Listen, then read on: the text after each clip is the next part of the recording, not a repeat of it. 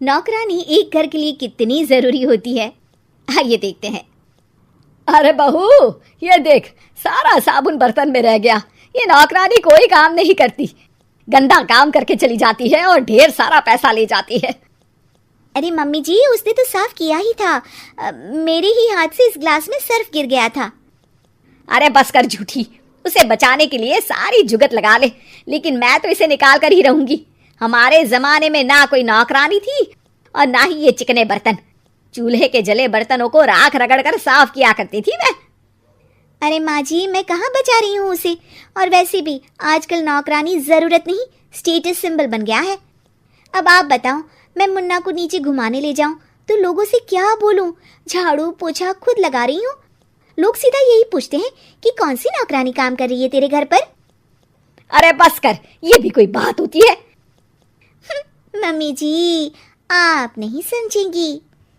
शाम को नौकरानी घर आकर काम कर ही रही होती है कि सास को कहती है, माँ जी एक बात बोलूं, बुरा न मानना। अरे वैसे तो मुझे तेरी शक्ल ही पसंद नहीं है, बात क्या खाक पसंद आएगी। अरे माँ जी, सुन तो लीजिए क्या कह रही है। तो मैंने कौन सा उसका मुंह पकड़ लिया है? अरे माँ जी, वो लाल साड़ी पहनती हो ना, ना पहना करो। सास का गुस्सा अब तो 7वें आसमान पर होता है। अरे वाह जी वाह, क्यों ना पहना करूं? और तू होती कौन है ये बताने वाली कि मैं क्या पहनूं क्या ना पहनूं? अरे माँ जी, पूरी बात तो सुन लो, वो बोलना क्या चाह रही है। अरे बुरा न मानो आंटी जी। अरे कौन आंटी? अपनी उम्र देखी है तूने? 2-4 साल ही छोटी होगी मुझसे और मुझे आंटी बोल रही है। बहू सर पर हाथ रख लेती है।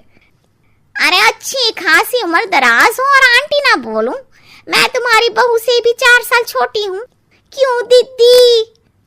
बोलती भी क्या, एक तरफ सास यानी पति की माँ, तो दूसरी तरफ नौकरानी जिसके बिना घर का काम नहीं चल सकता। वो दरअसल माँ जी की शादी में बहुत जल्दी हो गई थी ना। अच्छा ये झगड़ा छोड़ो, ये बताओ तुम माँ जी को लाल साड़ी पहनने से क्यों मना कर रही हो? वो ना, इनकी उम्र की सारी औरतें सोसाइटी में इनके लिए बात करती हैं कि तुम्हारी सास बुढ़ी घोड़ी लाल लगाम है।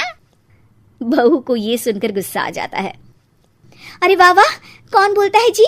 खुद क्या है यहाँ की औरतें, बाल सफेद लेकिन टाइट जींस और कोई कुछ भी पहने। अरे पहनना हमारा निजी हक है, किसी को कुछ हक नहीं बनता कि वो मेरी सास के लिए कुछ बोले।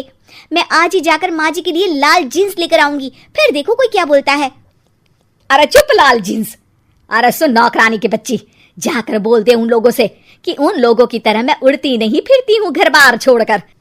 अपने बच्चों और नाती पोतों में मन लगाती हूँ, ना कि सारा दिन ताश के पत्तों में आंख गड़ाकर 3 पत्ती खेलूं। नौकरानी वहां से चली जाती है। वैसे बहू, नौकरानी के क्या फायदे हैं ये तो पता नहीं, लेकिन सबसे अच्छा तो ये कि पता चल जाता है कि कौन किसके लिए क्या बोल रहा है। सोसाइटी में तेरा नौकरानी रखने का इरादा बिल्कुल ठीक था। अगले दिन उन लोगों के घर की बेल बजती है। बहू दरवाजा खोलती है कि सामने कुछ औरतें खड़ी होती हैं। अरे बहू, कहाँ है तेरी सास? बुला जरा। अरे बहन जी, आप सारी एक साथ आइए आइए, कैसे आना हुआ? अरे 3 पत्ते खेलने आई हैं, क्यों खेलोगी? क्यों नहीं, वैसे भी बड़े दिन हो गए, एंटरटेनमेंट हुआ नहीं। बहू जा जाकर पकोड़े तो बना ला। अरे बस करिए, आगे कुछ पीछे कुछ। वैसे तो कहती है कि परिवार पर ध्यान देती है, हमारी तरह 3 पत्तियां नहीं खेलती। हमने कौन सा परिवार छोड़ दिया? सास सक पका जाती है। अब ये किसने कहा? मैं तो कहती हूँ कि मैं भी थोड़ा बाहर निकलूं।